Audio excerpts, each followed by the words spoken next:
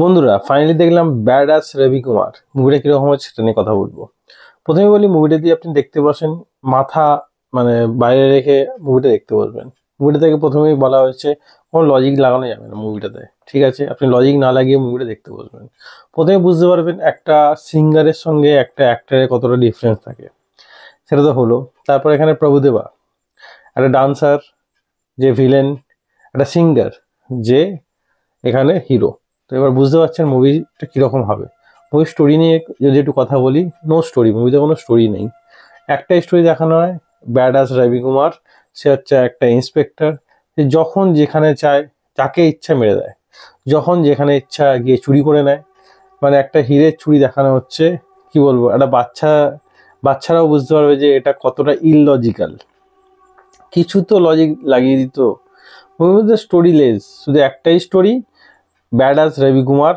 যেখানে অন্য ইন্সপেক্টররা কিছুই করতে পারে না, সেখানে ব্যাডাস রবি কুমার গিয়ে সব কিছু করে দেয়। মুভিতে প্রতি পদক্ষেপে আপনি ডায়লগ শুনতে পাবেন, আর প্রতি মুমেন্টে 5 মিনিট ছাড়া ছাড়া আপনি গান শোনাবে। আর এখানে প্রচুর গ্ল্যামার ইউজ করা হয়েছে আপনার সামনে। যেখানে সানি লিওন আপনাদের সামনে দাঁড়াবে, সেটা বুঝতেই পারছেন মুভিটা কতটা গ্ল্যামারাস আপনার সামনে ক্রিয়েট করা হবে। প্রচুর অ্যাক্টর এখানে থাকলেও মুভি দেখার মতো কিছু নেই। মানে মুভি থেকে আপনার হাসিও পাবে না, হ্যাঁ রাগ অবশ্যই ধরবে যে কেন আপনি মুভিটা দেখছেন। এটা আপনাকে 100% বলতে পারি। আমি হাফ টাইমের পর মনে হয়েছিল মুভিটা আমি কেন দেখছি, মানে কিসের জন্য মুভিটা দেখছি। তো মুভিটা থেকে এক্সপেকটেশন কিছু না নিয়ে যদি আপনার কাছে ফ্রি টাইম থাকে, একবার ট্রাই করতে পারেন। হিমেশ রেশমিয়ার মুভি, বহুত দিন আগে একটা হিমেশ রেশমিয়ার মুভি এসেছিল, আবার হিমেশ রেশমিয়ার মুভি এসছে, যেখানে মুভি কম গান বেশি। মনে হবে মুভির মধ্যে গান না, গানের মধ্যে মুভি চলছে। এখানে প্রচুর আপনার গ্ল্যামার, প্রচুর হিরোইন দেখানো হবে যারা হিমেশের প্রেমে পাগল, কিন্তু হিমেশ তাদের পাত্তাই দেয় না।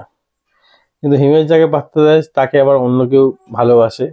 তো এখানে মুড়ি মুড়কির মতো মানুষ মেরে দিচ্ছে, কোনো অসুবিধাই নেই। যাকে তাকে ইচ্ছে করে হিমেশের সঙ্গে ফাঁসিয়ে দিচ্ছে, যখন ইচ্ছা যেখানে সেখানে গিয়ে চুরি করে নিচ্ছে। মানে একটা যাতা ব্যাপার আর কি। তো এটা মুভি কম, বাংলা সিরিয়ালের থেকে অনেক বেশি ভালো হয়। আমি এই মুভিকে কোনো রেটিং দিতে চাই না। এরকম মুভি যত কম হবে তত ভালো।